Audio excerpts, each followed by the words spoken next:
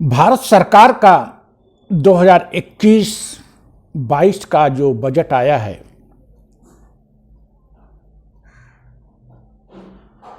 उसमें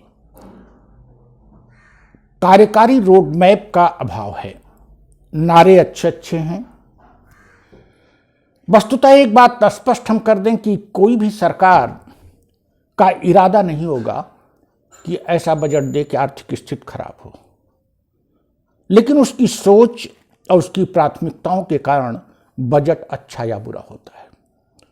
तो हम इरादों पर शक नहीं कर रहे हैं। कोई भी सरकार होगी उसका इरादा देश के लिए, देश की आर्थिक स्थिति सुधारने के लिए नेक होगा।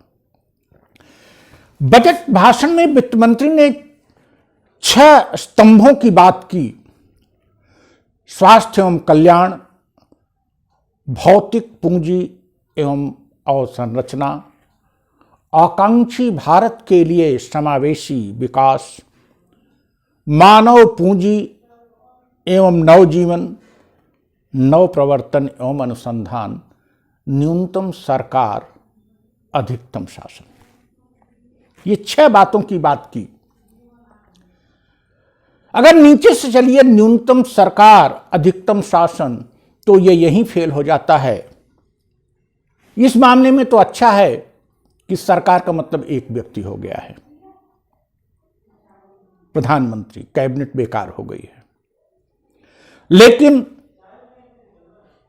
पुलिस, शासन व्यवस्था, कानून व्यवस्था, शासन व्यवस्था के लिए जो सरकारी खर्च है वो सरकारी खर्च तो कम हो नहीं रहा है। तो ये कहां से न्यूनतम सरकार हुई? केवल विनिवेश करके, प्राइवेटाइज भी करते जा रहे हैं और न्यूनतम सरकार हो भी नहीं रही है, सरकारी खर्च कम नहीं हो रहा है। दूसरी बात, इस बजट में जो जोर दिया गया है स्वास्थ्य एवं कल्याण पर, जिसका कि 137% धन इसके लिए अधिक आवंटित किया गया है पिछले बजट की अपेक्षा। अच्छी बात है। और पिछले साल भी स्वास्थ्य के लिए ठीक ठाक बजट था, लेकिन आम व्यक्ति का स्वास्थ्य सुविधाएं मिल नहीं रही है। अर्थात इनका जो रोड मैप है और इनका जो एग्जीक्यूशन का तरीका है वो पूरी तरह से गलत है और स्वास्थ्य सेवाएं महंगी होती जा रही हैं, सामान्य व्यक्ति की पहुंच के बाहर हो रही हैं और दवाओं के अभाव में और खराब स्वास्थ्य के कारण तमाम लोग कष्ट भोग रहे हैं। तो आवश्यकता इस बात की है कि इसमें अगर बजट बढ़ाया है तो इसका एग्जीक्यूशन अच्छा हो। सरकार ने नई शिक्षा नीति दी। शिक्षा के लिए कुछ भी खास नहीं दिखाई पड़ रहा है।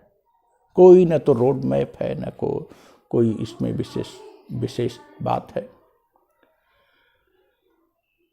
हाँ, आधारभूत संरचना के लिए, आर्थिक स्थिति को, जीडीपी को ठीक करने के लिए जरूर स्ट्रक्चरल चेंज किया गया है।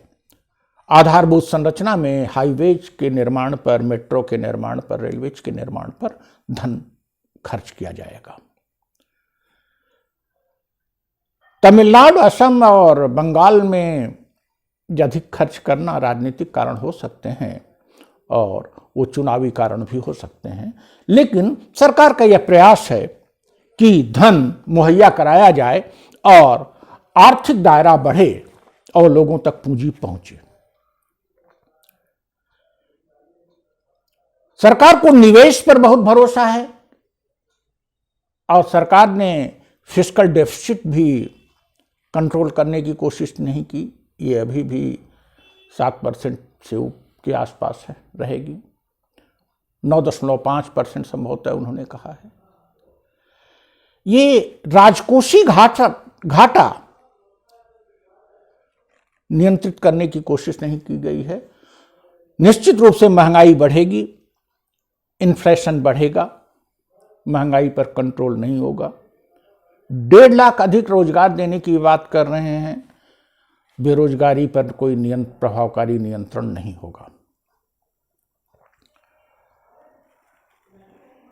हाँ, सरकार जीडीपी जो -23 पर पहुंच गई थी और अब कुछ कम हुई है और उसको सही दिशा में लाने के लिए जो सपना सरकार देख रही है कि वो 2 डिजिट तक कर दे, उसकी कोशिश तो इसमें है, लेकिन आई डोंट थिंक कि उतना निवेश आ पाएगा और उतना धन हो पाएगा, और इस प्रकार से ये जीडीपी का ग्रोथ उतना नहीं हो पाएगा जितना सरकार सोच रही है। 7% तक पहुंच जाए यही बहुत है।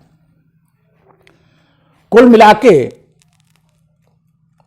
इस बजट में स्वास्थ्य पर ध्यान दिया गया है बिना किसी रोड मैप के, और आज भी स्वास्थ्य सुविधाएं लोगों को उपलब्ध नहीं।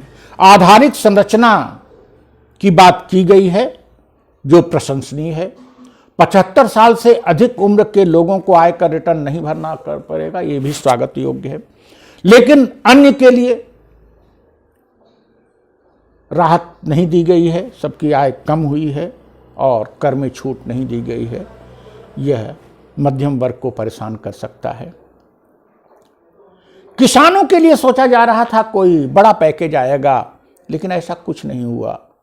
वही बात 2022 तक हम किसान की आय को दुगनी करने के लक्ष्य पर काम कर रहे हैं, और